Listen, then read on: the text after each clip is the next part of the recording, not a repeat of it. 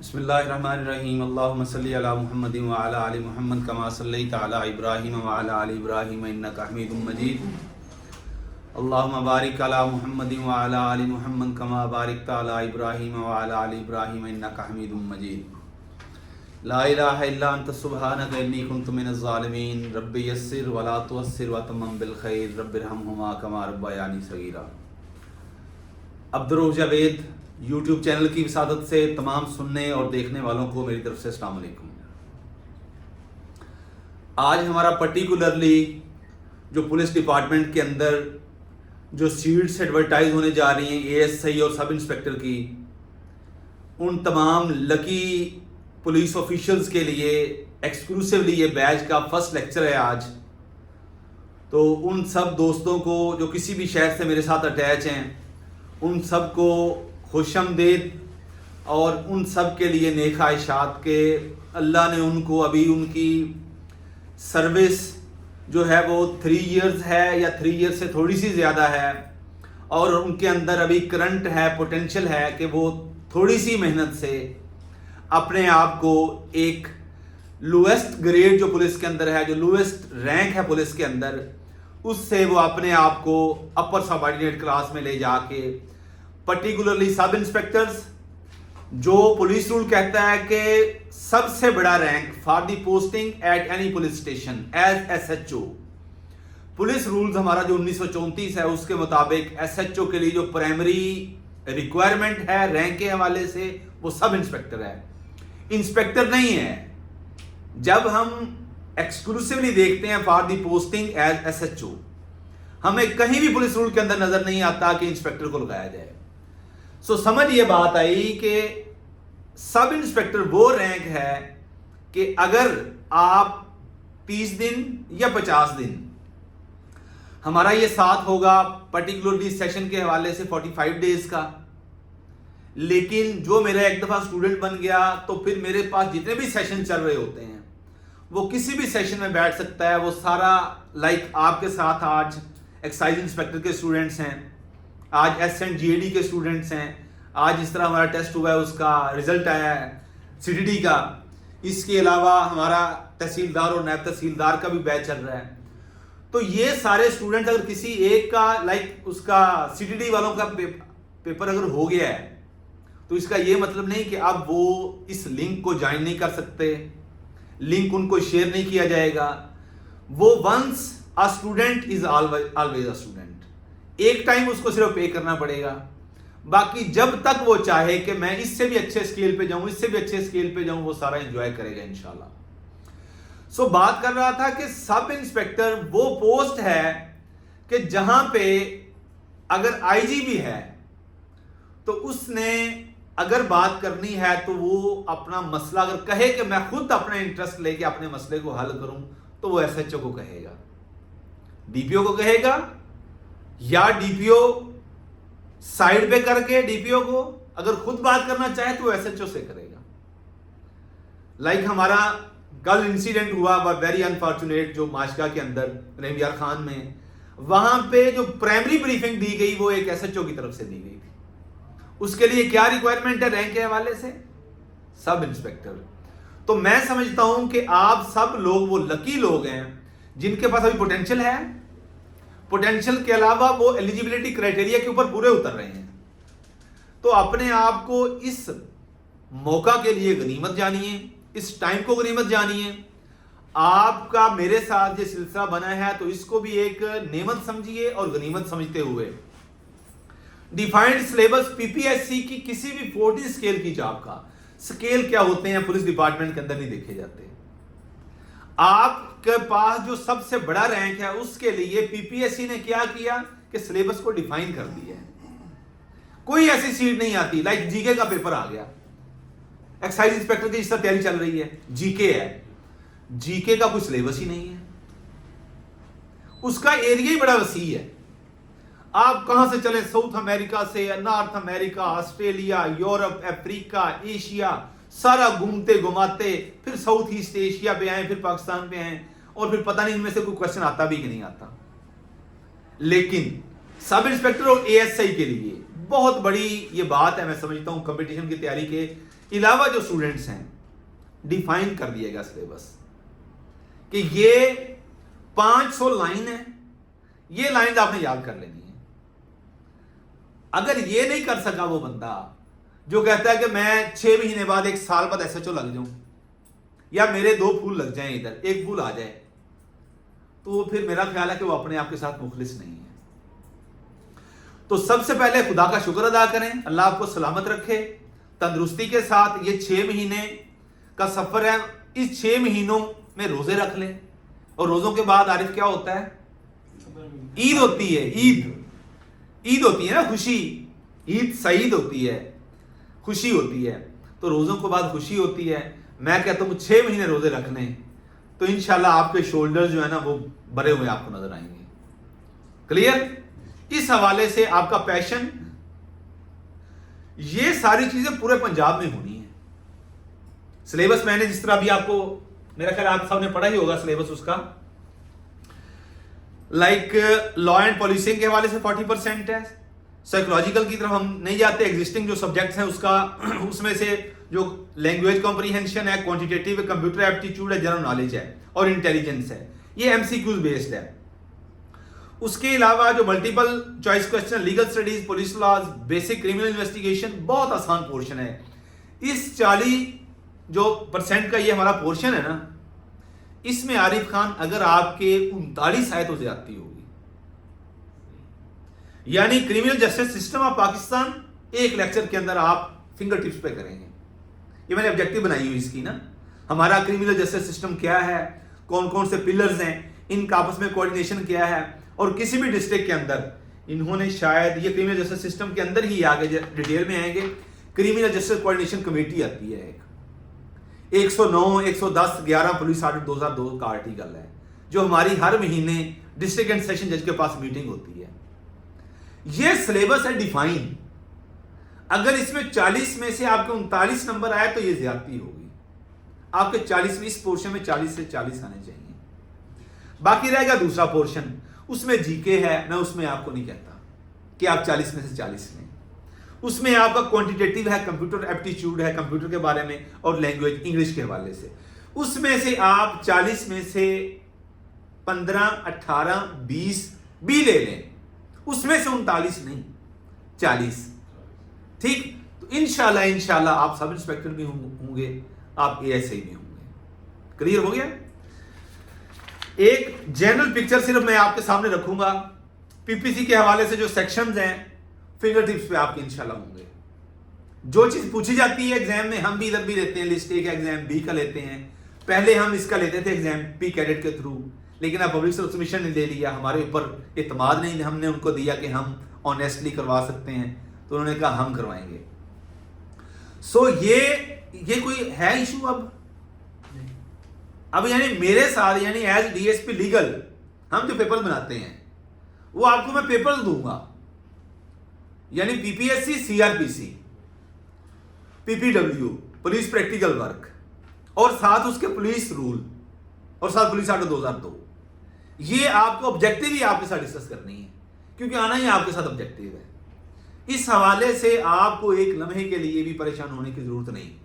परेशानी आपने कहां दिखानी है? जहां पे जीके आएगा, वहां पे आपको थोड़ा कंसर्न शो करना पड़ेगा, लेकिन वहां पे अनसर्टेनिटी का एलिमेंट होता है, गैर यकीनियत होती है, कोई समझ नहीं आती कि यार इसमें आता भी है या नहीं आता। लेकिन हमने उसको एक, हमारा जो फेवरेट एरिया रहना है ये 40% का रहना है, जिसमें है ही हमारा पुलिस का। और याद रखिएगा ये सारे स्टूडेंट्स करेंगे 40% को। बाकी जो 40% है, आपको मेरा फायदा क्या होगा कि मेरे दूसरे बैच भी चल रहे हैं साथ, आप वो भी ज्वाइन करेंगे, उसमें आपका जीके भी होगा। मेरा कल एक नया बैच शुरू होना है, जिसमें मैंने सबसे पहले साउथ अमेरिका से शुरू करूंगा। आपका वो जीके का पोर्शन भी एक्सप्रेसफुली होता जाएगा। लॉ तो आपने करना ही करना है, वो आपकी इंशाल्लाह बाकी लोगों से एक डिस्टिंक्शन आएगी। Number 1। Number 2, local and special laws में से कोई इशू नहीं है, PPC में कोई इशू नहीं है, जो 35 से 40 क्वेश्चन हमने निकालने हैं। CRPC कोई नहीं है, QSO का कोई नहीं है, इसमें छोड़ दें।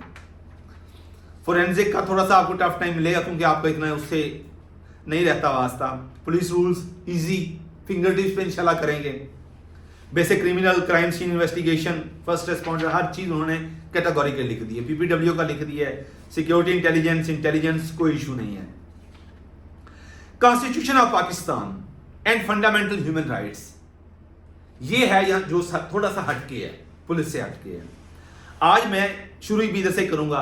आगे है criminal justice system. Criminal justice system में पुलिस, प्रोसिक्यूशन, कोर्ट्स, प्रिजन और प्रोबेशन और पैरोल। पहला कौन सा क्रिमिनल जस्टिस सिस्टम है, यानी हमारा क्रिमिनल जस्टिस सिस्टम किस चीज पर बेस कर रहा है। जब हम इसको देखते हैं, सबसे पहले हमारी पुलिस, प्रोसिक्यूशन। लोग बोलते हैं ना पीपीसी पढ़ते हैं ना, मैं कहा करता हूं पुलिस, प्रोसिक्यूशन। सी क्या है, कोर्ट्स में नहीं कहता। मैं अपने थानेदारों को यह कहा करता हूं कि पुलिस और प्रोसिक्यूशन जब सेम पेज पे हो जाए तो फिर कोर्ट्स नहीं, कन्विक्शन होती है। कन्विक्शन क्या होता है, सजा होती है। अगर ये दोनों सेम पेज पे हो जाए तो फिर कन्विक्शन यकीनी है, इसलिए कोर्ट्स को हम कन्विक्शन में करेंगे। पीपीसी ये हो गए पुलिस, प्रोसिक्यूशन, सी से कोर्ट्स, लेकिन साथ कन्विक्शन आपने याद रखना है, क्योंकि आपसे इंटरव्यू में पूछना है उसने कन्विक्शन के लिए क्या चाहिए, कन्विक्शन रेट थोड़ा क्यों है, ये क्वेश्चन पूछ लेते हैं। कन्विक्शन रेट क्या है भावलपुर का क्राइम रेट क्या है, 2023 का क्या है, नहीं पता सर, मैं तो तैयारी करता रहूं इस चीज की। मैं इस एंगल से आपको इंशाल्लाह लेके चलूंगा। मैं आपको क्रॉस द पंजाब भी बताऊंगा, फिर मेजर क्राइम रेट किस किस डिस्ट्रिक्ट में, किस किस रीजन में ज्यादा है, फिर पर्टिकुलरली हमारा, फिर किस किस हेड्स में ज्यादा है, फिर हम उनकी कन्विक्शन देख लेंगे इंशाल्लाह। पीपीसी 3 हो गए। चौथा आ जाओ, पुलिस, प्रोसिक्यूशन, कोर्ट्स, प्रिजन और साथ 2 पी आगे हैं, प्रिजन और parole, probation and parole. Basically वो है, इसके लिए एक अलग एक्ट है, छोटा सा है, इंशाल्लाह आधे घंटे में हम फिंगर टिप्स पे करेंगे इसको। यानी ये 2 पी नहीं, ये 3 पी हो गए, पीपीसी और 3 पी। आप बताएं जरा। Police, prosecution, courts, prisons and probation and parole. ये आपका क्रिमिनल जस्टिस सिस्टम इन पिलर्स पे खड़ा है, भूलना नहीं है। आपको आज सिर्फ इतना ही याद कर गया ना कि ये है, ये नहीं भूलेगा आइंदा कि हमारा प्रोसिक्यूशन, हमारा जो है ना क्रिमिनल जस्टिस सिस्टम क्या है। अब एक और चीज याद रखना, 109 आर्टिकल नहीं भूलना आपने। किसका, पुलिस आर्डर 2002 का 109, 110 और 111। आपसे कोई पूछे कि डिस्ट्रिक्ट का हेड कौन होता है, अरे पुलिस का नहीं, डिस्ट्रिक्ट जिला भावलनगर का हेड कौन है, जी आपका नाम क्या है, वकास साहब बताएं। कितनी सर्विस होगी, 10 साल। कोई बात नहीं, हमने हर उस एंगल से चीजों को देखना है जिससे पीपीएससी के पेपर सेटर ने हमें हिट करना है। डिस्ट्रिक्ट का हेड, ये मैं इससे नहीं पूछ रहा, ये उनसे नहीं पूछ रहा, ये पुलिस अफसर से पूछ रहा हूं जिसने 6, 7, 8, 9, 10 साल गुजारे हैं। डिस्ट्रिक्ट का हेड डिस्ट्रिक्ट एंड सेशन जज होता है, लॉ कहता है। होती ना हर मीटिंग, हर महीने meeting, DPO, DC, superintendent jail, हर महकमे का अफसर उसके पास जाता है। सेशन जज कभी आया डीपीओ के पास, सेशन जज आया कभी डीसी के पास, ये जाते हैं उधर। So as per law, as per the spirit of police order 2002, who is the head of district administration, district and session जज। ये नहीं भूलना, सेशन जज नहीं कहना, डिस्ट्रिक्ट एंड सेशन जज। यानी अपने आप को ये समझिएगा कि मैं इंटरव्यू पैनल के सामने बैठा हूं, मैंने सस्ते वर्ड यूज नहीं करने, हर वो लफ्ज मुंह से निकालने जो एक सब इंस्पेक्टर जचता है, हाँ जी ये डिजर्व करता है यार। आपके साथ बड़े लोग आएंगे, तैयारी कर रहे हैं, वो निकलेंगे, लेकिन जो अच्छा बोलेगा, ये क्या था वो ऐसे जो आजकल तैयब मेरे साथ रहा है ना, मैंने तैयारी करवाई, मैंने कहा तू निकलेगा, कितनी सर्विस हुई, माशाल्लाह सब इंस्पेक्टर हो गया, कोई दिन बदले पता चलता है। इसलिए हर वो कहते हैं ना कि a good listener is a good speaker. क्या बोला मैंने, एक अच्छा सुनने वाला एक अच्छा स्पीकर हो सकता है। अंग्रेजी में कोशिश करें बोलने की, अ गुड लिसनर लिसन होता है ना, सुनना। A good listener is a good speaker. वही अच्छा बोल सकता है जो अच्छा सुनेगा। और a good reader is a good writer. हमेशा अच्छा पढ़ने वाला अच्छा लिखारी हो सकता है। आप मेरे लफ्जों पे गौर करिएगा, अदायगी पे गौर करिएगा। आपने ऐसे इनको कॉपी करना है। मैं भी ऐसी कॉपी किया करता था। और जब पहले एक दफा मुझे इसका नुकसान भी हुआ, मुझसे पूछा कि आपने लॉ क्यों किया है। मेरे वाले साहब टीचर हैं, मैं टीचर था पहले। तो मैंने जावेद चौधरी का एक कॉलम पढ़ा हुआ था।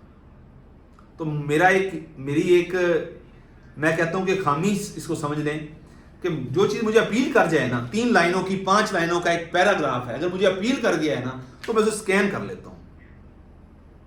तो ये वही स्टेटमेंट जो मैंने आज से 12-14 साल पहले पढ़ी थी, उसने लिखा हुआ था कि हमारे मुआशरे में उस शख्स की इज्जत और तौकीर की जाती है जो हमें नुकसान पहुंचाने की ज़्यादा सलाहियत रखता है। आप सब इंस्पेक्टर क्यों बनना चाहते हैं? इसका जवाब आपके पास होना चाहिए। ये सारे कहेंगे सर मैं खिदमत करना चाहता हूं, मैं लोगों को ज्यादती करने वाले हाथ को रोकना चाहता हूं। इसका जवाब भी हमने सोचना है। आप सोचिए, माइंड में आया ना ख्याल, इसका जवाब ये आवाज क्यों आ रही है? बंद कर देना, बंद कर दें, ये डिस्टर्ब हो रहे हैं। सो बात करने का मकसद ये है कि आपने आज से अपने आप को सब इंस्पेक्टर कंसीडर करना है। आपकी बाहमी गुफ्तगू, आपकी ड्यूरिंग क्लास डिस्कशन, आपका बिहेवियर इस तरह का हो जिस तरह एक कांस्टेबल का नहीं, हेड कांस्टेबल का नहीं, एक सब इंस्पेक्टर का उससे सपोज किया जाता है।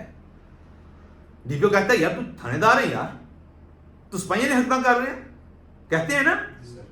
तो क्या मतलब, थानेदार भी इंसान है, सिपाही भी इंसान है। यानी आपका रैंक आपसे ये एक्सपेक्टेशंस अटैच करवा देता है लोगों को। लाइक आप सब इंस्पेक्टर हो जाते हैं, फिर आप कहोगे यार हम ऐसा चलो लगना है यार, कोई बंदा फिर पॉलिटिकली इन्फ्लुएंस करवाता है, अदरवाइज किसी ऑफिसर को कहता है। जब आप सब इंस्पेक्टर हैं ही नहीं, सोचोगे आप। सो इसलिए कहते हैं फर्स्ट डिजर्व देन डिजायर। लिख लो ये, फर्स्ट डिजर्व देन डिजायर। आज 23 तो नहीं है यार, 26। और आज ट्यूसडे मंडे है। मंडे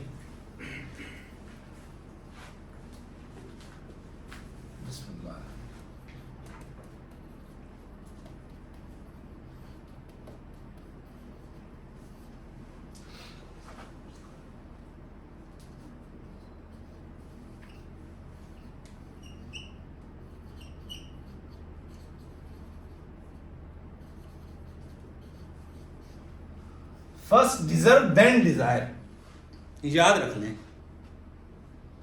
पहले आप अपने आप को इस पोजीशन में लेके जाएं, यार बनता है यार ये बंदा। मेरे दोस्त कहा करते थे अगर होना होया ना ये तो पागल हो जाएगा। वो कहते हैं ना आवाज़ खल्क को नकारा है खुदा समझो, तो फिर अल्लाह ने करम किया, मैं हो गया। आप भी हो सकते हैं, लेकिन जब फील हो तो कीर हो गया ना। आप में से किसी का बैचमेट होगा, तो क्या था उसमें, अपने आप को थोड़ा सा पॉलिश कर लें। अब बड़े इत्मीनान के साथ बात करता है, रैंक्स आपको इत्मीनान देते हैं, बात समझ आई। तो ये कितनी पी हो गई, PPC PPP, ये आपका क्रिमिनल जस्टिस सिस्टम क्लियर हो गया यहाँ पे। अभी मैं ओवर एक पिक्चर दे रहा हूँ। अच्छा, उसके बाद इन्वेस्टिगेशन टेक्निक्स आ जाएंगी। ये आपको मैं एक जनरल व्यू इसके दे दूंगा, उसमें पुलिस रूल्स को देखेंगे, पुलिस आर्डर 2002 को देखेंगे, ठीक। और इन्वेस्टिगेशन के हवाले से 154 से 173 तक वो हम देखेंगे। स्पेशली हमने इस सिलेबस को करना है हर सूरत में, लेकिन सिर्फ सिलेबस को नहीं करना। बात में समझ आई? इस सिलेबस को करना है हर सूरत में, लेकिन सिर्फ इसको नहीं करना। हम हर लिहाज से देखेंगे कि PPSC का पेपर सेटर एक सब इंस्पेक्टर के लिए, पी कैडेट के कैंडिडेट के लिए क्या टफ टाइम दे सकता है, हमेशा सारा करेंगे। उसके बाद इन्वेस्टिगेशन का सारा पावर ऑफ इन्वेस्टिगेशन किस किस के पास, एंटी राइट टेक्निक्स आ गई, कम्युनिटी पॉलिसिंग आ गई। आपने ना कल, आपके पास ये सिलेबस है, ये अगर नहीं है तो मैं शेयर कर दूंगा ग्रुप में। आपने कल 5 बार सारा पढ़ के आना है, मैं आपसे एक्सपेक्ट करूंगा कि आप पढ़ के आए, मैं इधर पूछूंगा फिर आपसे, ठीक। तो कम्युनिटी पुलिसिंग होगी, फर्स्ट एड हो गई, बड़ी मजे की चीजें हैं। आईटी स्किल्स हो गया, पंजाब पुलिस सॉफ्टवेयर कौन कौन से हैं डेली आप करते हैं। ते हुण भी आरिफ अगर तुसी ना होए ना, अल्लाह ने ये मौका दिया है, काया पलटेगी। आप देखो ना, अभी कांस्टेबल है, हेड कांस्टेबल है, अभी आप डीएसपी के ख्वाब नहीं देख रहे कि यार डीएसपी रिटायर्ड हो जाएंगे, नहीं है ना। अगर आप 6 महीने मेहनत कर लो, मैं क्या बात करने लगा हूं बोला, अगर आप 6 महीने मेहनत कर लें, या जब तक पेपर नहीं आता आपके सामने, उस वक्त तक आपने आपको सीरियस कैंडिडेट, अभी ऐड आ जानी है, पता चल जाएगा कि कितने लोग अप्लाई करते हैं, हर चीज का पता चल जाना है। लाइक अगर 10,000 बंदा अप्लाई करता है ना, 10,000 नहीं करेगा, 6500 7,000 लोग अप्लाई करेंगे मेरा ख्याल है। 10,000 कर दो यार, उसमें से 2500 से 3,000 स्टूडेंट सीरियस होगा। अब 2500 से 3,000 को पीछे ले हैं, कंपटीशन किसके दरमियान होना है? 1,000 स्टूडेंट के दरमियान होना है। और सीट सब इंस्पेक्टर कितनी है? 438। सब आप ऐसे ही नहीं सोचना, सोचना ही नहीं है ऐसे ही का, तैयारी करनी है सब इंस्पेक्टर की करनी नहीं करनी। तो 1,000 जो स्टूडेंट है भाई, यही चीजें हैं ना। हम जो एग्जाम दे के आए हैं, मैं 16 ग्रेड का डायरेक्ट आया था, मैं तो 700 नंबर का एग्जाम दे के आया था। तो आप 14 में सब इंस्पेक्टर आ रहे हैं, इससे बड़ा रैंक नहीं है पुलिस रूल के अंदर। तो उसके लिए ये लाइनें हैं यार, 500 लाइन याद करने नहीं करोगे, वो ही नहीं करेगा जो चाहता है कि मैं कोई नहीं, बस ठीक है यार, मैं ठीक। मेरी बातें उस शख्स के लिए इंपॉर्टेंट है, मैं अक्सर कहा करता हूं, जो इज्जत को टॉप पे रखता है। तो अल्लाह करे आप हो जाएं, और फिर पहले जिस दिन लिस्ट लगेगी ना, आएगी नेट पे, फिर आप हो सकता है कि यार एसपी बन जाएं, बन जाओगे। आरिफ नींद नहीं आनी चाहिए, और कोशिश करो कि अभी पेपर ना आए, 2-3 महीने आपको मिल जाएं, क्योंकि ये अपॉर्चुनिटी कभी कभार आती है इस तरह की। क्लियर हो गया? ले जी, ये सारी चीजें थी इस हवाले से, कॉन्स्टिट्यूशन इन्वेस्टिगेशन, ये चीजें थी। आज हम सबसे पहले बात करेंगे कॉन्स्टिट्यूशन का जो पोर्शन है ना, constitution of Pakistan and fundamental human rights. लिख लो, कॉन्स्टिट्यूशन ऑफ पाकिस्तान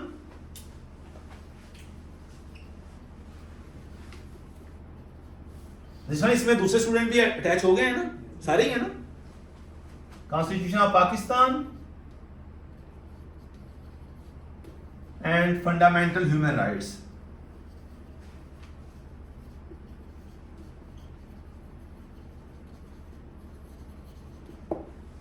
ये जी जो अब मेरी जो डिस्कशन है, आज मेरा फोकस एसएंड जीएडी के स्टूडेंट्स नहीं है, आज मेरा फोकस एक्साइज इंस्पेक्टर के स्टूडेंट्स नहीं है, तहसीलदार नायब तहसीलदार के नहीं है। आज मेरा जो फोकस है वो पर्टिकुलरली एएसआई और सब इंस्पेक्टर्स के लिए है, वो फोकस होंगे। एड्रेस मैं सबको करूंगा, लेकिन फोकस मेरा वो होगा। मेरी ये बातें होंगी ना, जो ये वही बातें हैं जो आप पिछले 8, 10, 6, 5 सालों से सुन रहे हैं, लेकिन कभी बॉदर नहीं हमने किया कि ये क्या चीज है। सो ये वर्ड यूज हुआ इसमें, ये आपका एक पोर्शन है, constitution of Pakistan and fundamental human rights. लिख लो, लिख लिया? अब है जी कॉन्स्टिट्यूशन। ये कॉन्स्टिट्यूशन क्या होता है? आइन तो उर्दू में कहते हैं ना, होता क्या है समझने की कोशिश करनी है, और सब इंस्पेक्टर की नजर से देखना है, और सब इंस्पेक्टर की सोच से सोचना है। कांस्टेबल नहीं है, अब आप हेड कांस्टेबल नहीं है।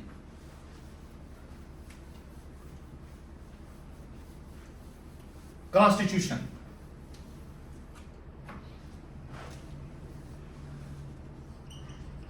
हर चीज नोट करनी है, और ना खुला खुला लिखना है, ताकि आपके नोट्स बनते जाएं। मार्कर भी कल लेके आनी है। आपके पास रजिस्टर है? किसी के पास रजिस्टर दिखाओ इनको एक दफा, जो समझ आए नोट्स किस तरह बनाने हैं। ये यार आपने ऐसे नोट्स बनाने हैं कि पेपर की रात बैठ के ना गो थ्रू कर जाए सारा। एक लाइन के ऊपर लाइन नहीं चढ़ानी, 2-2 लाइनें छोड़ के लाइनों का ख्याल नहीं रखना, खुला लिखो। ये देखो ना, वो नजर आ रहा है? ऐसे नजर मारते जाना इंशाल्लाह। हाँ जी, पहला है वर्ड कॉन्स्टिट्यूशन, एक वर्ड है लॉ। ठीक है, इसका मतलब उर्दू में इसे क्या कहते हैं? कानून नहीं, निशान क्या कहते हैं?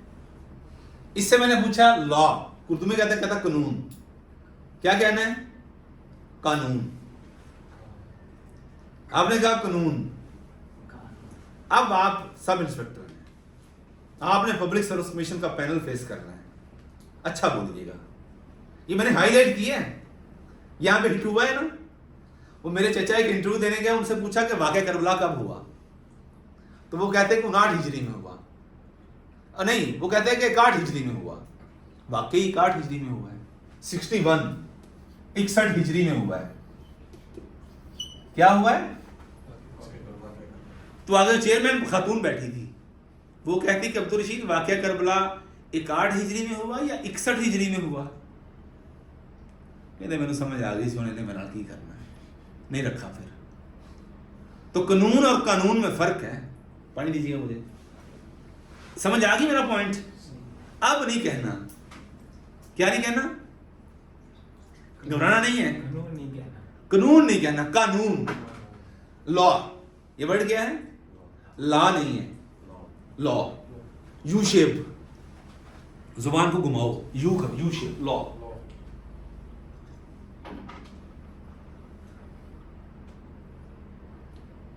रैंक्स आने, रैंक्स फुल पिंड च नहीं, इलाके च गुंजा इंशाल्लाह।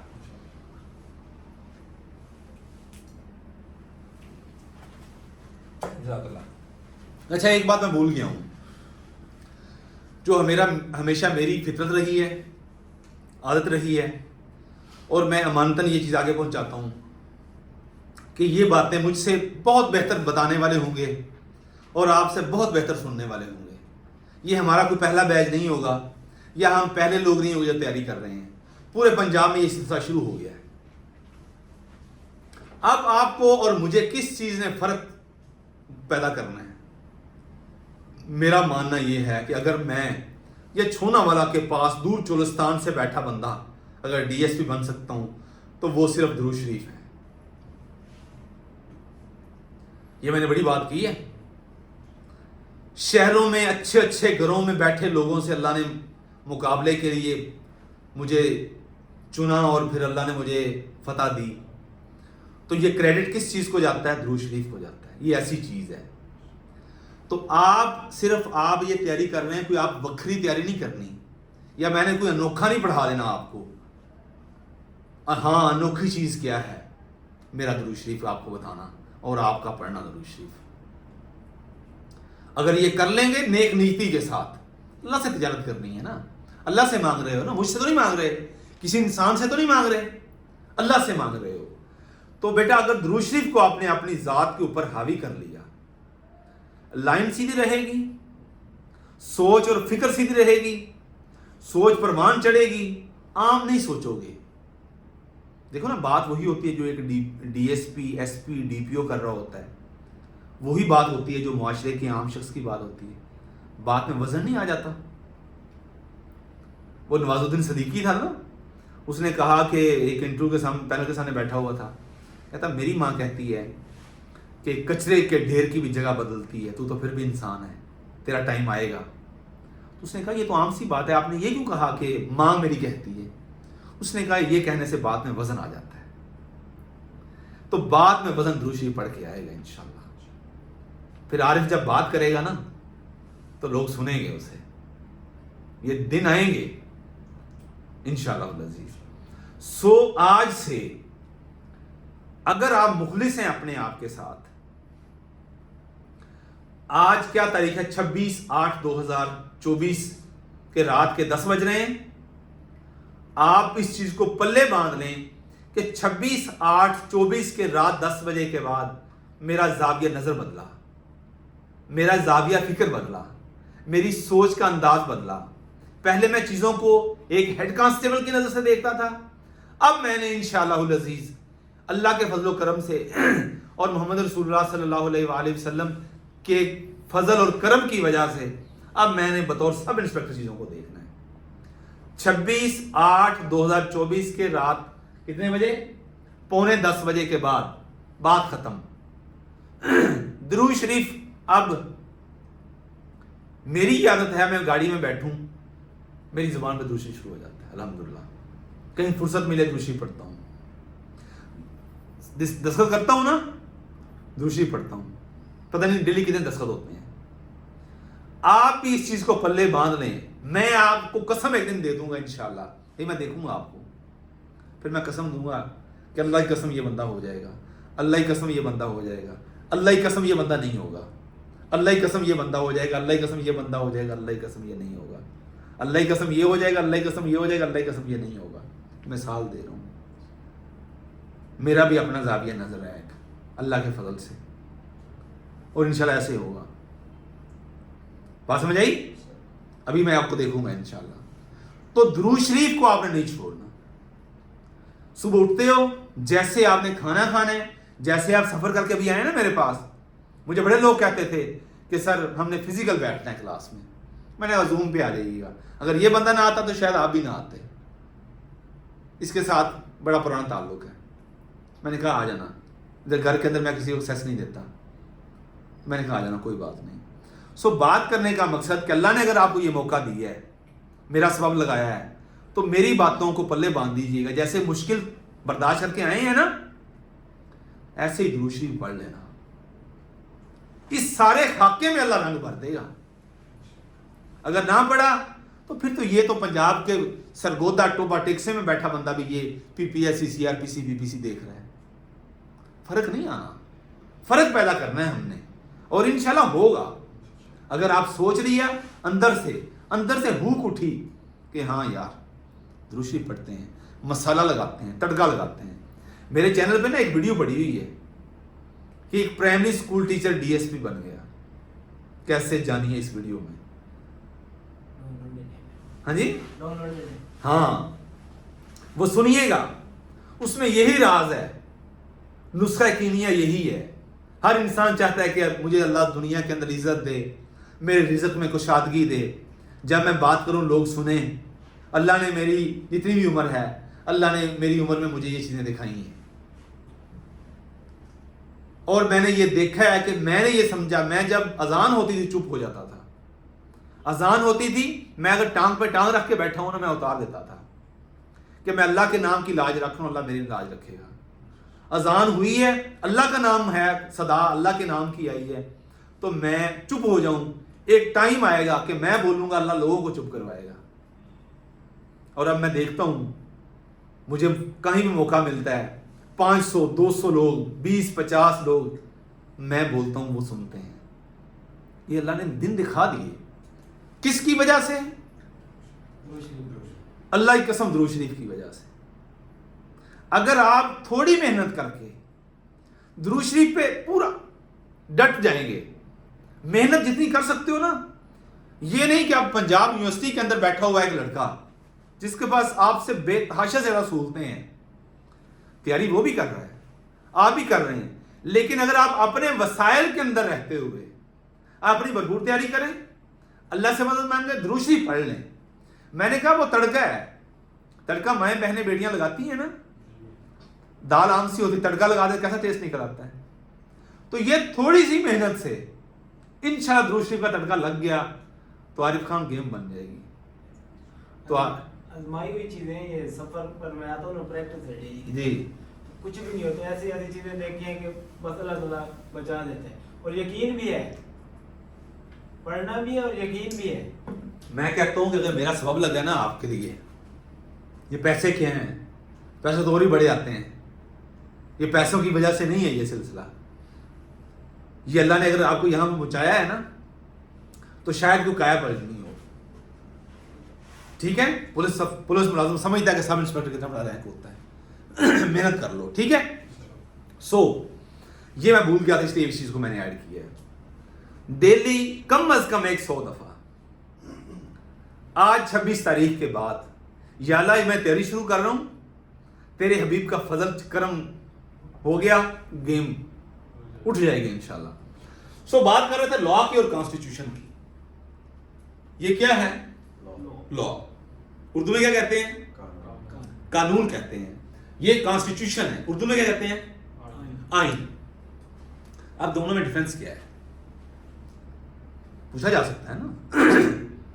पुलिस डिपार्टमेंट के अंदर ही आपने रहना है, कानून कानून करते हैं, कानून ने ये कहा, ज़ाब्ते ने ये कहा, क्या यार, ये लोगों के दरमियान हर चीज को वाज़ेह करता है। आरिफ का अब्दुर्रऊफ से ताल्लुक कैसा होगा? आरिफ का अपने पूरे मुआशरे के साथ रवैया कैसे होगा? मुआशरा क्या आरिफ से या अब्दुर्रऊफ से एक्सपेक्ट करता है? कानून बताता है। पीपीसी, सीआरपीसी, क्यूएसओ, पुलिस लॉज क्या है? हमारे कवानीन है। क्या है? कवानीन, यानी ऐसा सेट ऑफ रूल्स। क्या वर्ड मैंने यूज किया? Set of rules. रूल्स का ऐसा सेट, उसूलों का ऐसा मजमूआ जो इंसानों के दरमियान बिहेवियर्स को डिफाइन करता है, is a set of rules which regulates the conduct of human being with each other. एक इंसान का दूसरे इंसान के साथ, एक ग्रुप ऑफ सोसाइटी का दूसरे ग्रुप ऑफ सोसाइटी के साथ रवैया क्या होगा, किस तरीके से बात करेगा, अगर ज्यादती करता है तो कौन सा कानून हरकत में आएगा, रवैये, किस रवैये को कानून रोकेगा, किस किस्म के रवैये को कानून एनकरेज करेगा, ये है law. Set of rules, Urdu में समझ आ गई?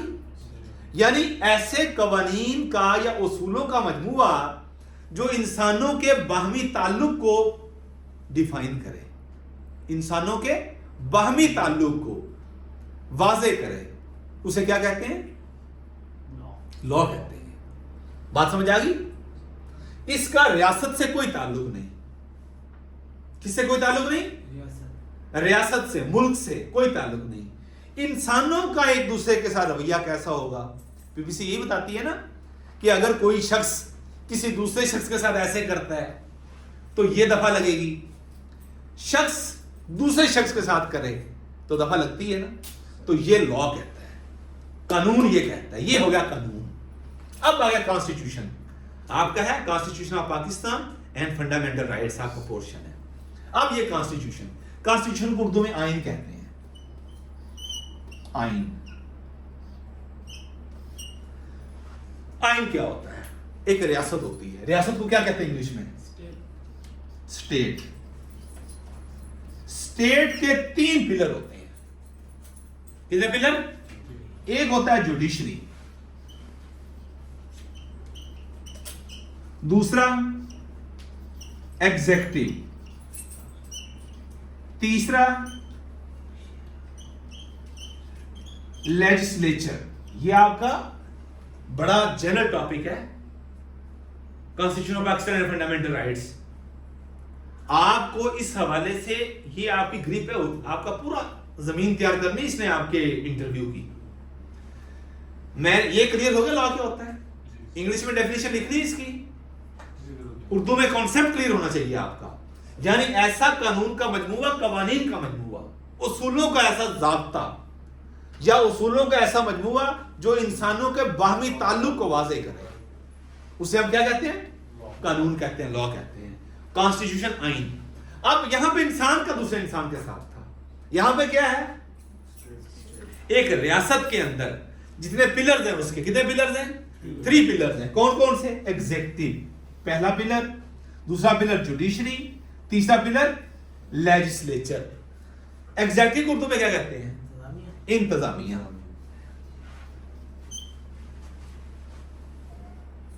इंतजामिया। लेजिस्लेचर को क्या कहते हैं? मुकन्ना।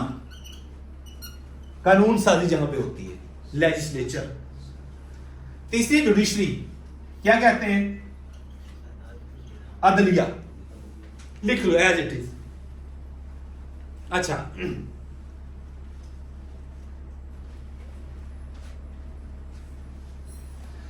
ये 3 पिलर हैं हमारे।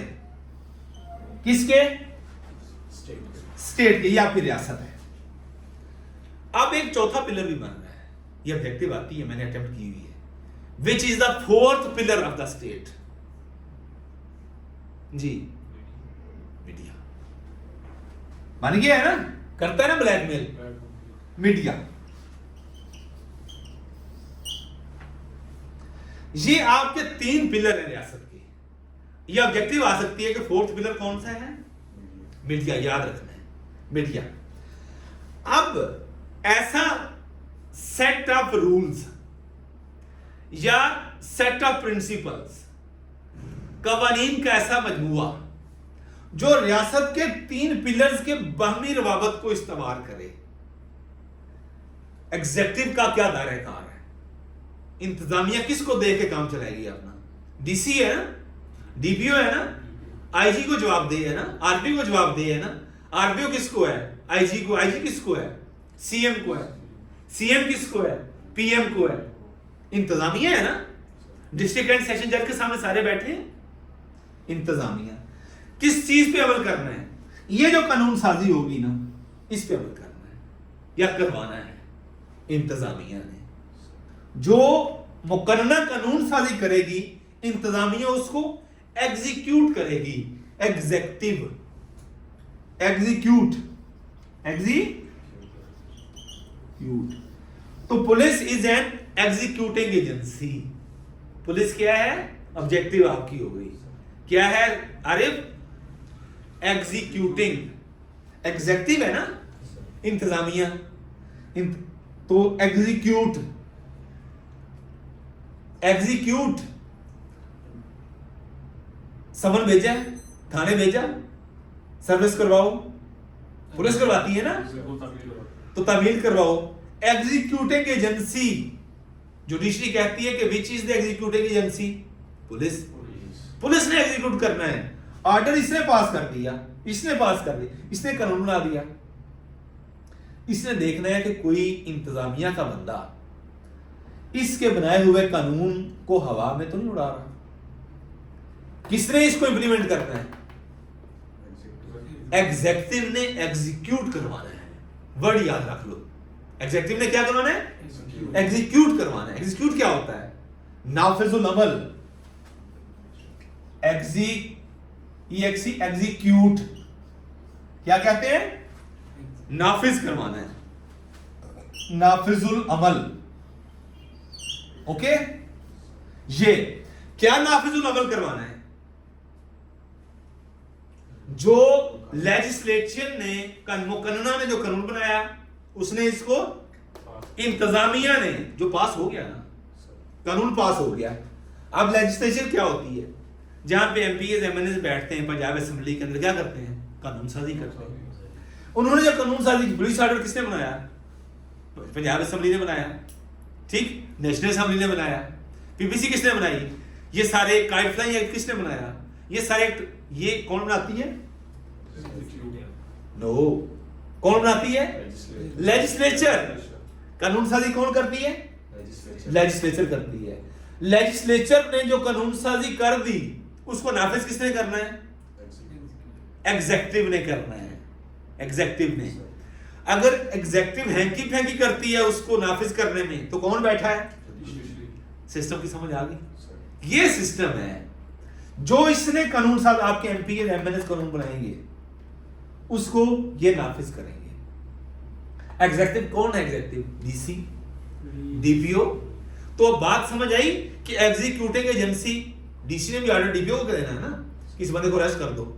उसने जुबानी कहा अरेस्ट कर दो, किसने करना है? एग्जीक्यूट किसने करना है? तो पुलिस, ये ऑब्जेक्टिव है आपकी बड़ी important. Police is an executive branch, किस लिए? फॉर एग्जीक्यूट करने के लिए। किस चीज को? लॉफुल ऑर्डर्स को। लॉफुल ऑर्डर्स को। कौन से ऑर्डर्स को? लॉफुल ऑर्डर्स को। हम कहते हैं ना कि उसने जब किसी के खिलाफ लिखना होता है, उसने अपने सीनियर्स के लॉफुल ऑर्डर्स को ओबे करने से इनकार किया है। लॉफुल लिखते हैं। जब लॉफुल नहीं लिखेंगे, मतलब मैं आपको कहूं, ऐसा आपको काम कहूं जिसको मुझे कहने का इख्तियार नहीं है, तो वो लॉफुल नहीं होगा। तो इसलिए कहते हैं कि ये लेजिस्लेचर ने जो कानून बना दिया, इसको एग्जीक्यूट किसने करना है? एग्जीक्यूटिव ने करना है। तो पुलिस क्या है? Executing agency. एग्जीक्यूट करना, एग्जीक्यूटिंग एजेंसी, एग्जीक्यूटिंग लिख लो, एजेंसी। पुलिस आपकी एग्जीक्यूटिंग एजेंसी है। क्लियर हो गया? ये ऑब्जेक्टिव आएगी आपको पेपर में कि which is executing agency? Police. Summon की तामील, तामील क्या होती है? एग्जीक्यूट करना। एग्जीक्यूटिव एजेंसी कौन सी? एग्जीक्यूटिंग एजेंसी पुलिस है। अब मैं आइन की बात कर रहा था। इन तीनों पिलर्स का बाहमी रब्त कैसे होगा? यहां पे हमने किसका कहा था लॉ में? किसका? इंसानों का बाहमी रब्त, वो लॉ है। आइन क्या है? स्टेट। ये जो वर्ड्स हैं, ये तीन चीजें, ये क्या हैं? पिलर्स। किसके पिलर्स? स्टेट के। याद हो जाना चाहिए यार। रियासत के तीन पिलर होते हैं। कितने? तीन। चौथा पिलर कौन सा है? मीडिया चौथा पिलर है। तीन पिलर ये हैं। अब एक पिलर का दूसरे पिलर से देखो ना, हम कहते हैं, अदालत कहती है कि लेजिस्लेचर जो है ना, ये कानून पास नहीं कर सकती। ठीक? लेजिस्लेचर कहती है कि अदालत ये बात ही नहीं कर सकती। बात समझ आई? आपका आइन बताता है कि जुडिशरी क्या होगी, सुप्रीम कोर्ट क्या काम कर सकती है, आइन बताएगा। आपकी लेजिस्लेचर क्या क्या काम कर सकती है, आपका आइन बताएगा। आपकी इंतजामिया क्या क्या काम कर सकती है, आपका आइन बताएगा। अब इन दोनों के दरमियान जो लाइन खींचनी है, इसने खींचनी है।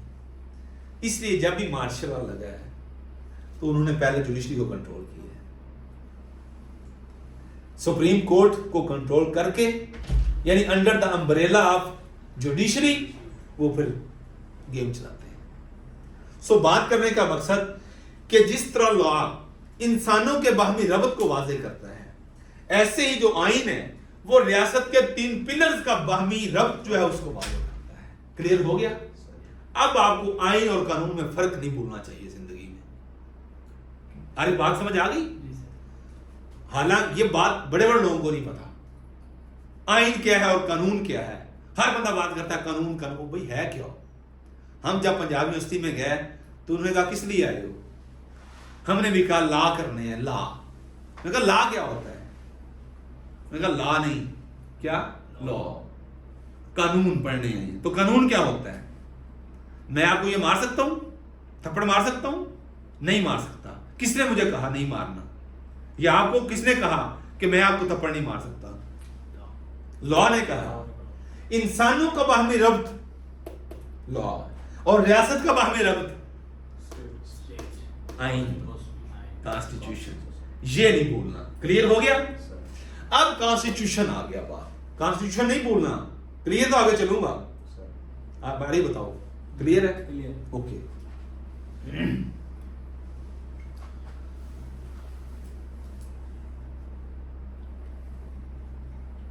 पिलर लिख लिए? कौन कौन से पिलर्स हैं? एग्जीक्यूटिव, लेजिस्लेटिव, लेजिस्लेचर, कोई बात नहीं, ये कानून के, जुडिशरी। हाँ जी, तालिब इल्म को ये चीजें बतानी चाहिए। आप भी कानून, पुलिस अफसर का है ही वास्ता कानून से। आपको पावर क्या चीज देती है? कानून देता है ना। तो कानून का ही ना पता हो, डीएसपी डी और करता क्या है? डीपीओ कहता हाँ यार बताओ ये इसमें कोई ऐसी चीज तो नहीं है। अभी मुझे कॉल आई एसएचओ सदर की, कहता सर एक 3 साल के बच्चे के साथ एक 16 साल के बच्चे ने ज्यादती की है, या ज्यादती करने की कोशिश की है, तो क्या जुर्म लगेगा? कानून पूछ रहा है ना। तो और हमने क्या बताना है? इसमें फलान लगा दो, फलान लगा दो, ऐसे करो, ऐसे करो, ऐसे करो। कानून है। इंसान का इंसान के साथ रब्त, कानून। कानून नहीं भूलना आपने। और आइन, रियासत के 3 पिलर्स का बाहमी रास्ता नहीं भूलिएगा। अब हम करते हैं कानून पे बात, आइन पे बात, क्योंकि आगे हमने जाना है फंडामेंटल राइट्स पे। एक एक लफ्ज में आपके ऑब्जेक्टिव है। आरिफ खान,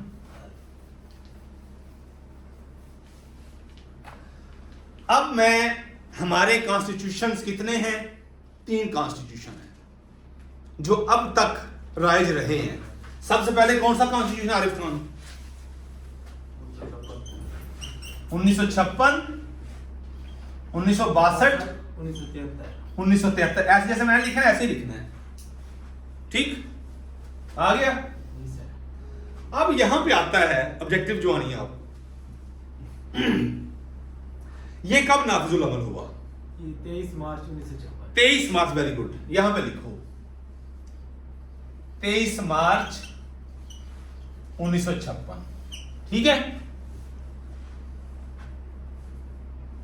ये कब नाफिज हुआ? 8 जून 8 जून 1962। 1962। ये कब हुआ? 14 अगस्त 14 अगस्त 1973। आ गया। अब जल्दी चीज पूछते हैं, इसके कितने आर्टिकल्स हैं, इसके कितने आर्टिकल्स हैं, इसके कितने आर्टिकल्स हैं? 1956 के 234, 1956 टोटल 234, 250, 1962 250, और 280। 280, वेरी गुड। अब ये 280 को याद करने का तरीका क्या है? मैंने ना इस 4 को 0 किया हुआ है, 230 लगा दो। 4 आपको पता है ना, 4 है। जी सर। 50 और 30 80। 80 हो गए, 280 है। ये ऑब्जेक्टिव आएगी आपको 1973 की आएंगे, ठीक? इसमें सिर्फ यही है, ये प्रेसिडेंशियल फॉर्म ऑफ गवर्नमेंट देता है।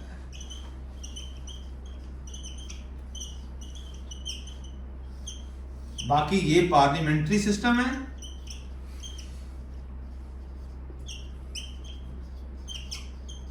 और ये भी पार्लियामेंट्री।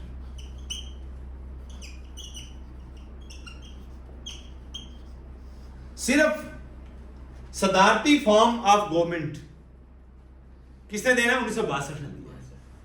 ये भी वफाकी है, ये भी वफाकी है। पार्लिमानी निजाम, पार्लियामेंट निजाम, प्राइम मिनिस्टर जो हेड ऑफ स्टेट होगा, और यहां पे प्रेसिडेंट होता है, प्रेसिडेंशियल फॉर्म ऑफ गवर्नमेंट। आपसे ऑब्जेक्टिव पूछा जा सकता है कि 62 का आइन क्या है? प्रेसिडेंशियल फॉर्म ऑफ गवर्नमेंट देता है, और 73 का पार्लियामेंट्री फॉर्म ऑफ गवर्नमेंट, 56 का पार्लियामेंट्री फॉर्म। क्लियर हो गया? अब आ जाओ राइट्स की तरफ, फंडामेंटल राइट्स। इनके आर्टिकल्स हैं ना, आर्टिकल्स हैं ना।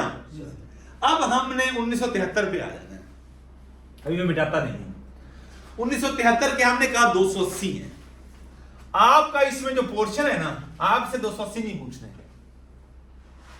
आपसे फंडामेंटल राइट्स उसने पूछा है। कॉन्स्टिट्यूशन की बात हमने कर ली। कॉन्स्टिट्यूशन क्या होता है? मैं आपको इस कॉन्स्टिट्यूशन के ऑब्जेक्टिव दे दूंगा जनरल, लेकिन हमने फंडामेंटल राइट्स पढ़ने हैं। कॉन्स्टिट्यूशन एंड फंडामेंटल राइट्स आपका ये सिलेबस है। अब इसके फंडामेंटल राइट्स अभी आपने याद कर लेंगे। चैप्टर 1 है इसका,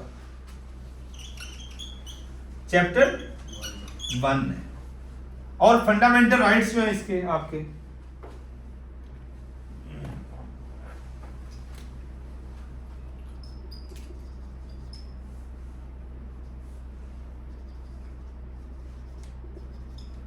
फंडामेंटल राइट्स, हाँ जी, 8 से 28। आरिफ आज के बाद नहीं भूलिएगा, आपके 1973 के आइन के अंदर जो फंडामेंटल राइट्स हैं वो 8 से 28 तक है। और कौन सा चैप्टर है? चैप्टर 1 है। अब ये 8 से 28 कौन से हैं, अभी आपने फिंगरटिप्स पे याद करने हैं, ये नहीं भूलिएगा। ये आपके फंडामेंटल राइट्स हैं। चैप्टर 1 में 8 से, कोई पूछ ले कि फंडामेंटल राइट्स 1973 के आइन के अंदर कौन कौन से हैं, तो आपने कहना है 8 से 28। कितने होगा टोटल? 8 से 28 20 हो गए। अब ये 20 कौन से हैं? लिखो जी, लाइनें 2-2 लाइनें छोड़ के लिखना है। अरे समझ आ रही है? इंटरेस्टिंग चीजें रखो, इससे ज्यादा जिंदगी ने ना और अपॉर्चुनिटी देनी है अपनी किस्मत बदलने की। आप किस्मत क्या बदलनी है? आपकी आने वाली नस्ल की किस्मत बदलेगी। एक कांस्टेबल के बच्चों का फ्यूचर और एक सब इंस्पेक्टर या डीएसपी या एसपी के बच्चों का फ्यूचर सेम होता है? तो मेहनत कर लो, अपने बच्चों अपनी नस्ल पे एहसान कर लो, आपके बच्चे बताते हुए फख्र महसूस करें। अच्छा, राइट्स के हवाले से मैंने थोड़ा सा रिसर्च की थी। राइट सबसे पहले बात कर लें, फंडामेंटल राइट मैंने बताए आपको कौन से? Fundamental rights. हो गया? हमेशा ना किसी चीज की वजह तस्मिया पकड़ो, डेप्थ में जाओ, गहराई में जाओ, यार ये क्या है, आपको पूछना चाहिए था। राइट्स की बात की ना मैंने, फंडामेंटल की बात नहीं की, राइट्स की बात नहीं की। उसने सिलेबस में दिया हुआ कि जो फंडामेंटल राइट्स हैं उसके बारे में पूछेंगे। कौन कौन से हैं? 8 से 28 तक के 8 आर्टिकल 1973 के आइन का, आर्टिकल 8 से 28 तक जितने भी आर्टिकल्स हैं आपके, वो फंडामेंटल राइट्स हैं। अब राइट क्या होता है? राइट्स कहते हैं हकूक को, और राइट हक क्या होता है? देखो कितनी आम सी बात है, सोचने लग गए। दूसरे का फर्ज होगा, ऑब्वियसली किसी का हक होगा। एक शख्स का फर्ज और एक का लिखो राइट क्या होता है। इसका वर्ड है right, RIGH, right. Just, fair, good,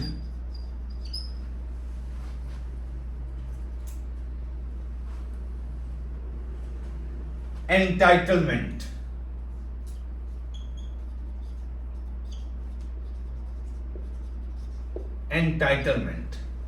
just, fair, good, upright,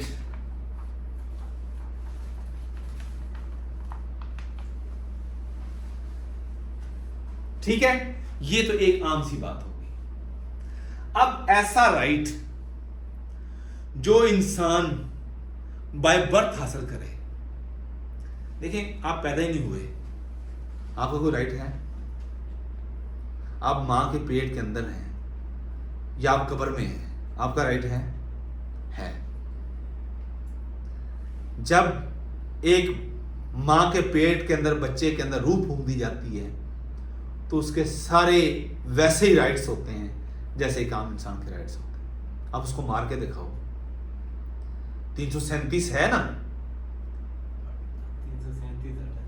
38 है ना, 38A भी है ना। किसकी है वो?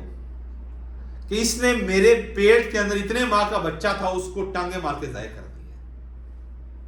कानून हरकत में आया, अस्काते हमल, अस्काते जुनैन, व्हाट इज होते। तो जब रूह फूंक दी जाती है, इसने कब्र जो है ना वो खोदी है और डेड बॉडी के साथ ज्यादती की है।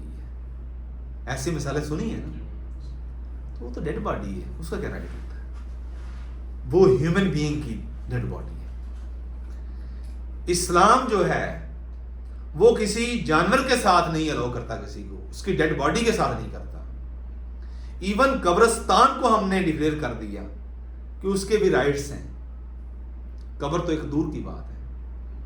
तो ऐसी चीज जो आपको किसी चीज की गारंटी करे, आपको किसी चीज की जमानत दे, वो आपका राइट होता है। जो आपको प्रिविलेज दे, क्या दे? प्रिविलेज, प्रिविलेज दे।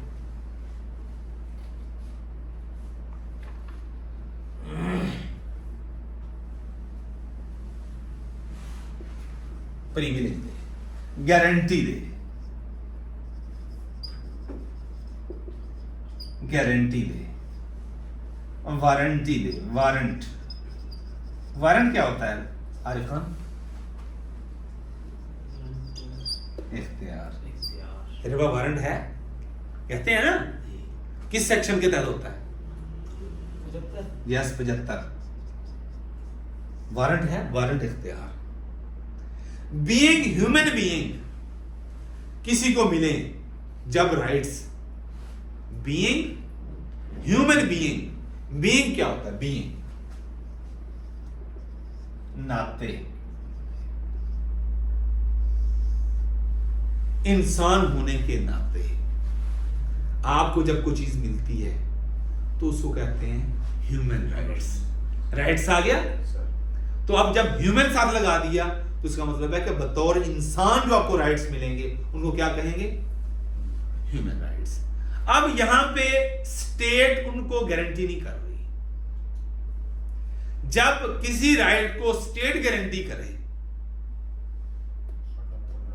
फंडामेंटल राइट्स, बुनियादी इंसानी हकूक, बात क्लियर हो गई? एक मैंने कहा राइट, एक मैंने कहा ह्यूमन राइट, एक मैंने कहा फंडामेंटल राइट। अब एक और बात करने लगा हूं, मॉरल राइट। ये वर्ड सारे लिख लें, आपका इंटरव्यू है, ये आपके ऑब्जेक्टिव कहीं से भी निकल सकती है। ये मैं सीक्वेंस बना रहा हूं, सीक्वेंस दोबारा लिख दूं, सीक्वेंस वाइज।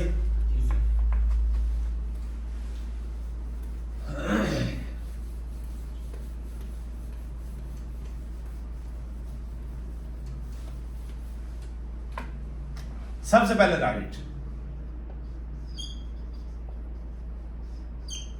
फिर ह्यूमन राइट्स,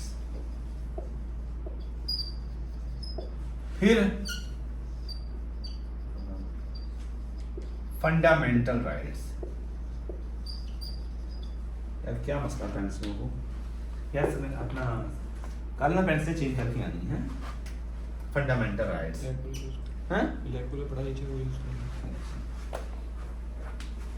फंडामेंटल राइट्स। अब यहां पे मैं और चीज लिखने लगा हूं।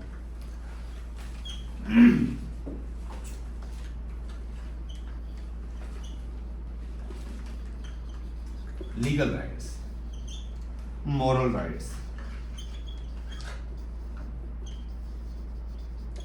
ठीक है, फंडामेंटल राइट्स। सबसे पहले राइट्स, फिर आपकी ह्यूमन राइट्स, ये आपके फंडामेंटल राइट्स और legal rights,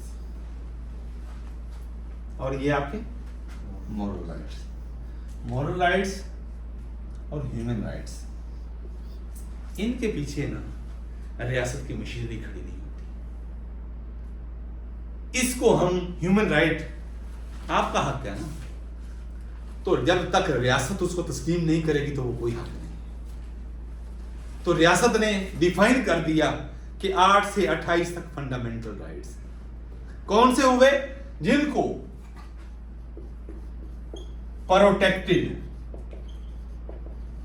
by state, state ने प्रोटेक्ट कर दिया तो आपके क्या हो गया? Fundamental rights. और यही फंडामेंटल राइट्स आपके कौन से राइट्स बन गए? लीगल राइट्स बन गए। अब कोई भी कानून बनेगा तो इनको सामने रख के बनेगा। सबसे पहला 8वां आपका फंडामेंटल राइट क्या है? ऐसा कोई भी कानून नहीं बनाया जाएगा जो आपके फंडामेंटल राइट्स के अगेंस्ट हो। आपको मैंने एक आपका आर्टिकल बता दिया है। रियासत कोई ऐसा कानून नहीं बनाएगी जो आपके किसके फंडामेंटल राइट्स। उन्होंने ये नहीं कहा कि जो आपके ह्यूमन राइट्स के अगेंस्ट हो, उन्होंने कहा जो आपके कौन से फंडामेंटल राइट्स, ऐसे राइट्स जिसको रियासत ने प्रोटेक्ट किया हुआ है कि हाँ अगर कोई इनको छेड़ेगा तो उसका बाजू पकड़ लेना है। तो ऐसे राइट्स जो फंडामेंटल राइट्स कहलाते हैं, लीगल राइट्स होते हैं। ऐसा कोई कानून नहीं बनाया जाएगा जो इनके इनकॉन्सिस्टेंट हो। वर्ड मैंने यूज किया है आरिफ खान, इनकॉन्सिस्टेंट,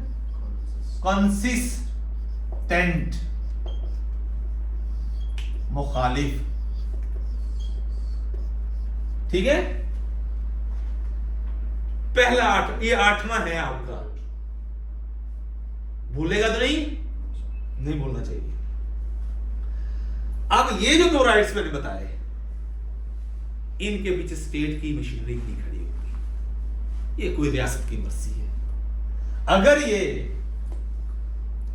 ऐसे आपके मॉरल राइट्स, मॉरल इखलाकी है यार, लाइक पानी बैठ के पीना चाहिए, दाएं हाथ से पीना चाहिए, किसी को गाली नहीं देनी चाहिए, ये क्या है? Moral rights. तमीज से बात करो, इखलाकियात झलके, रिफ्लेक्ट हो, ये ना करे कोई, इस्लामी को कोई ना कहे, उल्टे हाथ से पानी पी ले।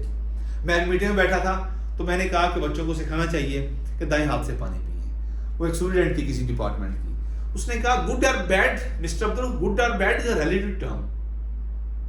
हो सकता है एक चीज आपके लिए अच्छी है वो मेरे लिए अच्छी ना हो, इसे कहते हैं relative. Relative, RELATIV, relative. Relative ये चीज होती है जो वेरी करे, यहां मेरे लिए कुछ और है, आपके लिए कुछ और है। लाजमी तो नहीं कि जो मैं सोचूं वही आप सोचें, यह है रिलेटिव। गुड और bad is a relative term. एक चीज अच्छी है आपके लिए, मेरे लिए अच्छी ना हो। मैं दाएं हाथ से पानी पीता हूं अच्छा समझ के, आप ना पिए, लेकिन आपको वो पानी मायूब ही नहीं लग रही चीज। क्या नहीं लग रही? मायूब, ऐबदार। आपने देखा है जैसे क्लास चेंज होती है, हमने देखा है ये टीवी पे अक्सर ड्रामों के अंदर पेरेंट्स के सामने बच्चे जो हैं, जवान बच्चे हाफ स्लीव पहने होते हैं, उन्होंने ट्राउजर्स हाफ हाफ पहने होते हैं, उनको बुरे लगते हैं? हमें लगते हैं ना कि अपने सिस्टर के सामने, अपनी माँ के सामने, अपनी भाभी के सामने, अपने बाप के सामने ऐसे नहीं फिरना चाहिए। हमें बुरा लगता है, उनको क्यों नहीं लगता? गुड, वहां पे गुड और है, बैड और है। यानी with the change of class, good और bad is also changed. Class change होती है तो गुड और बैड भी चेंज हो जाते हैं। इसलिए ये रिलेटिव, ये मॉरल, इखलाकी निजाम। जैसे लास्ट अमरचंद अलीम की वाइफ जो थी वो पर्दा करती थी, Yes. थोड़ा सा स्टेटस अप हुआ है तो हर चीज खत्म। तो बात करने का मकसद ये है कि जहां पे कोई पीछे रियासत की मशीनरी नहीं खड़ी होगी वो क्या होगा? फंडामेंटल राइट नहीं होगा। जहां पे स्टेट प्रोटेक्ट करेगी वो फंडामेंटल राइट होगा। समझ आ गई? समझाना आपको ये मकसूद था कि फंडामेंटल राइट क्या होता है। ये ऐसा हक जिसको कौन प्रोटेक्ट करता है? स्टेट करता है। एक फंडामेंटल राइट की खूबी आपको बताऊं, ये कभी भी खत्म नहीं होते, बर्थ से डेथ तक चलते हैं। और अब सुप्रीम कोर्ट की जजमेंट आई है, उसमें उन्होंने डेड बॉडी के राइट्स को भी फंडामेंटल राइट्स में इंक्लूड किया। इसलिए कहते हैं कि जब मार्शल लगता है तो आपके बुनियादी इंसानी हकूक भी सलब कर लिए जाते हैं। सुना है ना? तो उस टाइम जो फंडामेंटल राइट्स होते हैं वो भी सलब कर लिए जाते हैं। हालांकि कानून कहता है कि फंडामेंटल राइट्स के अगेंस्ट कोई कानून नहीं बनेगा। अब तरतीब जल्दी जल्दी लिख लें, कौन कौन। ये देखो ना, मैं आपको हर चीज जड़ से समझाने की कोशिश कर रहा हूं। आइन का बताया आइन क्या होता है, लॉ का बताया क्या होता है, ऐसे राइट्स का बताया, फंडामेंटल राइट्स पे पहुंचे। फंडामेंटल राइट्स और मॉरल राइट में फर्क पता चल गया। मॉरल राइट और फंडामेंटल राइट में क्या फर्क है? यही है ना कि फंडामेंटल राइट्स को स्टेट प्रोटेक्ट करती है, स्टैट्यूट के जरिए, कवानीन के जरिए, वो हमारे फंडामेंटल राइट्स और लीगल राइट्स हैं। और जो मॉरल राइट्स हैं उसके पीछे स्टेट नहीं खड़ी होती। अब आ जाए जी कौन कौन से आपके राइट्स हैं।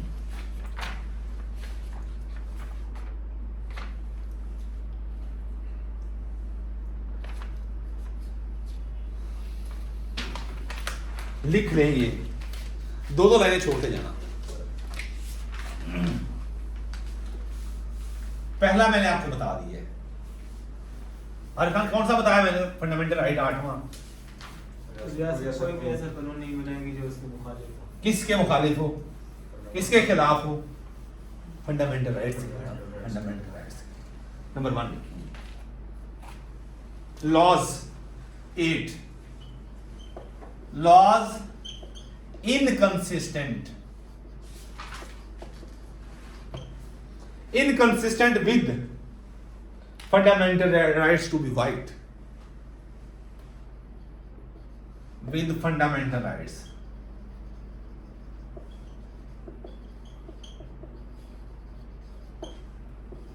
to be wide.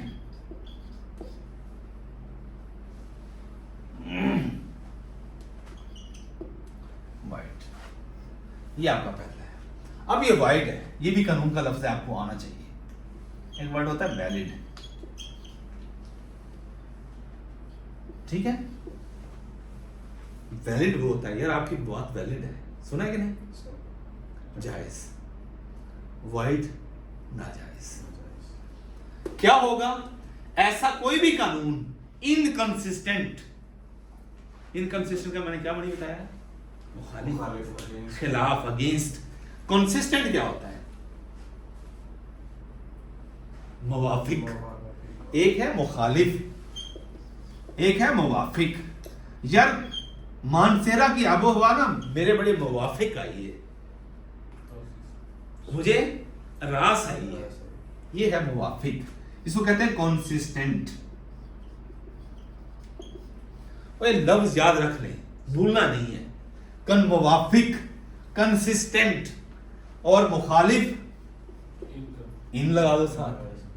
तुझे ये लफ्ज नहीं भूलना चाहिए, तेरी आंखों में मुझे सब इंस्पेक्टर नजर आना चाहिए इंशाल्लाह।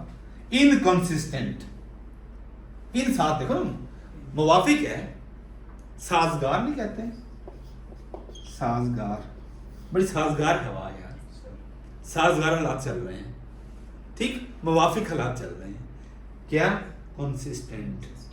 और यार हालात ठीक नहीं है, इनकंसिस्टेंट। वेरी गुड, साथ आप इन लगा देना।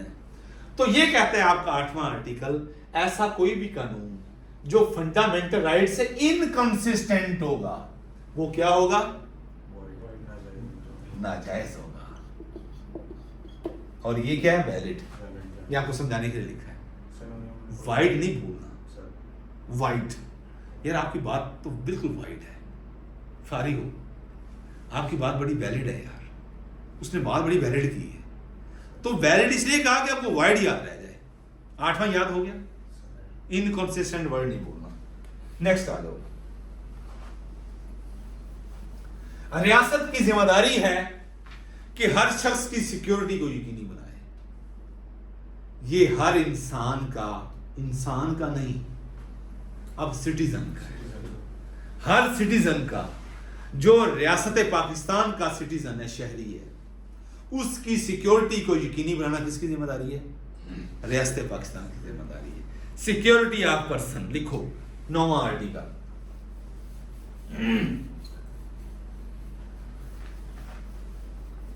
सिक्योरिटी आपको समझ आएगी, 9वां, सिक्योरिटी ऑफ अ पर्सन। अच्छा, कानून के अंदर एक और चीज याद रखें, मैन नहीं आएगा, वीमेन नहीं आएगा। वर्ड क्या यूज होगा, पर्सन। पर्सन में क्या है, दोनों, ठीक। जब कहीं लाइक 354 की जब बात करते हैं, 376 की बात करते हैं, चाइल्ड भी आया है, यहां पे वीमेन भी आई है, या पर्सन नहीं है। लेकिन जब मर्द का लिखा है तो फिर उन्होंने पर्सन लिखा है, ठीक। जनरली कौन सा वर्ड यूज करना है, पर्सन का, जेंडर, ये यूज करते हैं। 9वां आर्टिकल ये कहता है कि हर शख्स को सिक्योरिटी देना किसकी जिम्मेदारी है, इसलिए कहते हैं कि FIR को फ्री कर दो। रियासत की जिम्मेदारी है हर बंदे को सिक्योरिटी देना। एक बंदे के ऊपर किसी ने हाथ डाला है तो कम अज कम उसके साथ जो ज्यादती है वो रजिस्टर्ड तो हो जाए, किसकी शक्ल में, FIR की शक्ल में। FIR क्या है, फर्स्ट इंफॉर्मेशन रिपोर्ट, उर्दू में क्या कहते हैं, इब्तदाई इत्तलाई रिपोर्ट। कौन सा सेक्शन है, 154। और 54 क्या है, गिरफ्तार करने का इख्तियार। किस काबिल दस्तंदाजी पुलिस, किस सूरत में आप गिरफ्तार कर सकते हैं, साथ आप एक लगा दो, FIR हो जाएगी, बोलेगा तो नहीं। यानी हर शख्स को सिक्योरिटी देना किसकी जिम्मेदारी है, रियासत। लॉजिक समझ आई।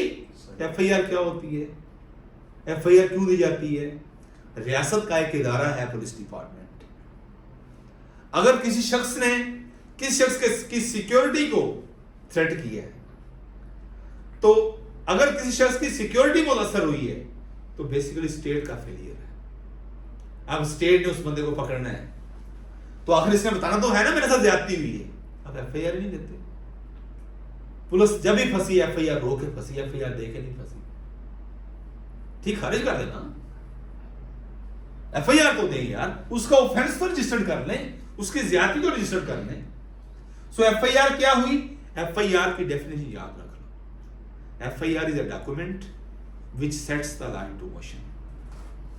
एक ऐसा कागज का टुकड़ा जो कानून को हरकत में लेके आता है उसे एफआईआर कहते हैं। भूलना नहीं है, अनस तेरे लिए बहुत जरूरी है चीजें। ऐसा कागज का टुकड़ा जो कानून को हरकत में लेके आता है, जो कानून को हरकत में लेके आने का सबब बनता है, उसको क्या कहते हैं? एफआईआर होती है, विच sets the law into motion. अंग्रेजी में याद मारना, FIR is a document which sets the law into motion. Which sets, FIR is a document which sets the law into motion. Which sets the law into motion. आप avoid कर रहे हो अंग्रेजी से, आपने अवॉइड नहीं करना, अंग्रेजी से बचना नहीं है। 2-4 दिन मुश्किल पेश आएगी। एक सब इंस्पेक्टर को इतनी अंग्रेजी आनी चाहिए कि वो अंग्रेजी हल्की फुल्की अंग्रेजी में बात कर सके, नूरा नहीं बनना उधर। हाँ जी, आप हो सकता है वो आप अंग्रेजी में क्वेश्चन शुरू कर ले, डायरेक्ट आपको 17 स्केल में ले रहा है और 14 स्केल में ले रहा है, तो आपने हल्की फुल्की अंग्रेजी कोशिश करें समझने की, बोलने की। कानून का ऐसा टुकड़ा जो कानून को हरकत में लेके आए, कागज का ऐसा टुकड़ा जो कानून को हरकत में लेके आए, क्या कहलाता है? एफआईआर कहलाती है। और अंग्रेजी में FIR is a document which sets SETS which sets the law किसमें? Into motion. Is a document, ऐसा मुसव्वदा टुकड़ा जो कानून सेट करना, हरकत में ले आना, sets the law into motion. कानून का ऐसा टुकड़ा जो, कागज का ऐसा टुकड़ा जो कानून में, क्या कहलाता है? एफआईआर क्या है? किसी के साथ हुई ज्यादती को रजिस्टर्ड करना एफआईआर होता है। रियासत नाकाम हुई, उस शख्स को क्यों इतनी जरूरत हुई कि किसी की इज्जत पे हाथ डाले? उसको किसी रियासत के इदारे का खौफ नहीं है, मतलब कि रियासत का खौफ नहीं हुआ ना उसको, उसने जुर्रत की, तो फिर कानून रजिस्टर्ड हो गया, उसके साथ ज्यादती रजिस्टर्ड हो गया। अब रियासत की जिम्मेदारी इसको लॉजिकल एंड तक हो जाए। क्यों कहते हैं कन्विक्शन नहीं होगी? पीपीसी पुलिस के पास आ गया काम, अब उस ऑफेंस को प्रोसिक्यूट करना है, प्रोसिक्यूशन, और सी कोर्ट्स कन्विक्शन, उसमें सजा हो, फिर आगे पी प्रिजन, फिर दूसरा प्रिजन से पैरोल और प्रोबेशन। ये है क्रिमिनल जस्टिस सिस्टम, समझ आ गई? इस सारे सिस्टम उस बंदे को लेके आना है जिसने ये जुर्रत की है और इसकी सिक्योरिटी में इसने खलल डाला है। 9 भूलेगा तो नहीं, 10वां आज उसके साथ ही है। Safe guard as to arrest and detention, बहुत इंपॉर्टेंट आर्टिकल है। 10 8-9 याद हो गए, 10वां हो। सेफ गार्ड लिखो, safe guard as to arrest and detention. 10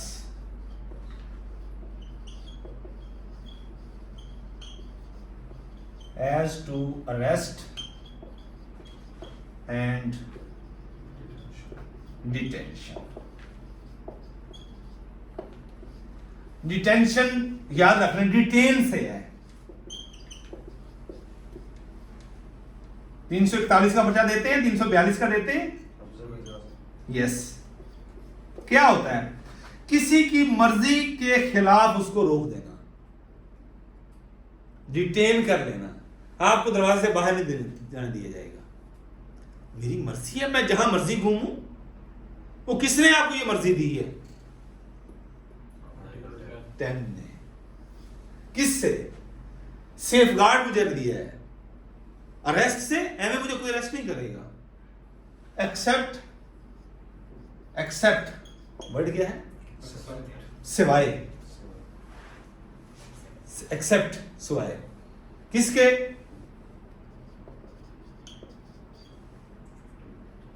CRPC, ठीक है। अरेस्ट नहीं किया जाएगा, डिटेन भी नहीं किया जाएगा। किसने आपको गारंटी दी है? 10 ने आपको अरेस्ट से और डिटेंशन से सेफ गार्ड कर दिया है। अगर आपका फॉल्ट नहीं है तो आपको क्यों पकड़ा है? क्यों हमारे थानेदारों में पर्चे होते हैं,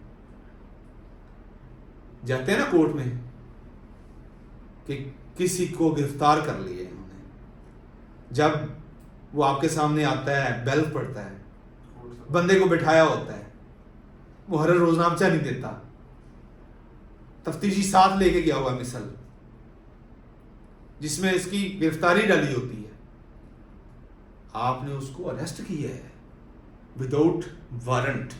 अब ये वारंट कौन सा है? इख्तियार वाला वारंट है। बगैर इख्तियार के आपने इसको बिठाया हुआ है, तो बगैर इख्तियार के मैं क्यों ना बिठाता? इसलिए मैंने बिठाया कि मुझे कानून ने इजाजत दी है, वो हम पढ़ेंगे। अब ये जो बात है कि आपने इसको क्यों बिठाया, क्योंकि इसको आर्टिकल 10 ने सेफ गार्ड दे दिया था कि किसी को अरेस्ट नहीं करना और किसी को डिटेन नहीं करना। 9वां सिक्योरिटी ऑफ ए पर्सन। 8वां ऐसा कोई कानून नहीं बनाया जाएगा। क्लियर हो गया? 10 ए पे बहुत इंपॉर्टेंट नया आया था ये 10 हो गया। अब 10 ए पे आ जाओ।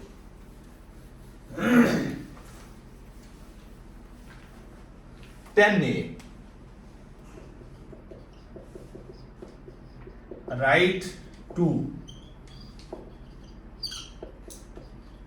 Fair trial, FAIR fair trial. Daily सुनते हो, फेयर FAIR है, ओके, फेयर ट्रायल। अब आपने कहा किसी को अरेस्ट किया जाएगा, किसी को डिटेन किया जाएगा, विद इन 24 आवर्स उसको इलाका मजिस्ट्रेट के सामने क्यों पेश किया जाता है? लॉजिक बताओ आरिफ। आज आपने किसी को पकड़ लिया, 24 घंटों के अंदर अंदर आपने अदालत को बताना है आपकी कस्टोडियन कौन बैठी है, आपके ऊपर चेक किस चीज का है। हमने बताया था एग्जेक्टिव, हमने कहा लेजिस्लेचर, हमने कहा जुडिशरी, ये ऊपर बैठी है। कॉन्स्टिट्यूशन हमें बताता है कि यस, कॉन्स्टिट्यूशन ने वाज़ेह कर दिया कि जुडिशरी है जो देखेगी, सुपरवाइज करेगी किसको? एग्जेक्टिव को। हाई कोर्ट बैठी है, डिस्ट्रिक्ट कोर्ट्स बैठी हैं, वो देख रही हैं हर थाने की हदूद को एक इलाका मजिस्ट्रेट दे दिया, वो देख रहे हैं, उनके सामने लोग पेश किए जा रहे हैं, पुलिस पेश करती है, हाँ जी ये बंदा पकड़ा है, ये आपके सामने लेके आए हैं, हम कोई बदमाश नहीं है, हम भी कानून के पाबंद हैं, बंदा पकड़ा है, ये इसके खिलाफ ये एलिगेशन था, इस कानून ने हमें इख्तियार दिया, इसको पकड़ लिया, आपके पास लेके आए हैं जी, हमें इसकी इतनी गारंटी चाहिए, हमारे पास इसको रिमांड पे भेजें। हमने इस चीज को उसको आवाज है नीचे से, अच्छा चले, मुझे इसको, इसकी बॉडी मुझे चाहिए, जब मैं आऊंगा ना रिमांड पे, REMAND, remand, to give someone, इसका मतलब ये होता है किसी के हवाले कर देना, रिमांड हवाले कर देना। अब 2 है, फिजिकल, जुडिशियल। वो प्रिजन आ गया ना, जाके उधर रख दो, पुलिस भी ना देखे, अदालत भी ना देखे, क्रिमिनल जस्टिस सिस्टम वो उधर घूम रहा है सारा कुछ। इसने ज्यादती की थी, इसकी सिक्योरिटी को छेड़ा था, सिक्योरिटी को क्यों ना छेड़े? क्योंकि कॉन्स्टिट्यूशन ने गारंटी दी हुई है, security of a person will be ensured by state, state का इदारा है, तो यहां पे प्रिजन में इसको रख दिया, जेल में इसको रख दिया। अब इसको ना अदालत समझ आ गई कि जैसे हम 24 घंटे में पकड़ के पेश करते हैं, किस लिए कि हमने इसकी आजादी में मुखल नहीं हुए, इसके खिलाफ ये एलिगेशन आया, इसने ये ऑफेंस किया। मैं ऑफेंस की तरफ भी जाऊंगा, ऑफेंस क्या होता है? ऐसा कोई भी काम जिसकी सजा ज़ाब्ते ने दी है उसको ऑफेंस कहते हैं। An act punishable by law, punishable by this code PPC, उसको हम ऑफेंस कहते हैं, जुर्म कहते हैं। तो बात करने का मकसद कि ये 10 ने कहता फेयर ट्रायल, पकड़ लिया, डिटेन कर लिया, अब उसका राइट है कि उसे कोर्ट में पेश किया जाए, उसको सुनने का मौका दिया जाए। वो कहता मुझे किसी ने सुना ही नहीं है, ये है फेयर ट्रायल। लोग चीखते हैं ना, मुझे फेयर ट्रायल का राइट नहीं दिया गया, ये है उसका, ये राइट है आर्टिकल 10 में। फेयर क्या होता है? इम्पार्शियल, गैर जानिबदार trial.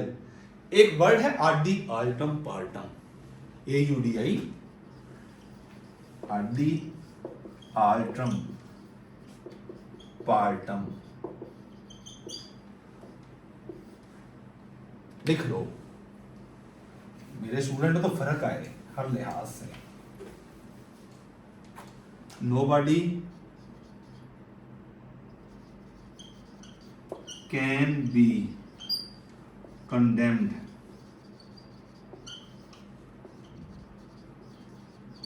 unheard. Nobody can be condemned unheard. किसी को सुने बगैर सजा नहीं दी जाती, ये है right to fair trial. Right to कर लोगे, ये है नोबडी, लिख लो, आरडी आज लिख लो, कल याद भी हो जाएगा। Audi alteram partem, nobody can be condemned unheard, right to fair trial. और ट्रायल में क्या होता है? दोनों पार्टीज को अदालत सुनती है। पहले प्रोसिक्यूशन कहती है कि इसने ये किया, ये किया, पुलिस सारे कलेक्शन ऑफ एविडेंस करके ले आई, सफा बिसल पे आ गए, 173 की शक्ल में हमने आपके सामने रख दिया।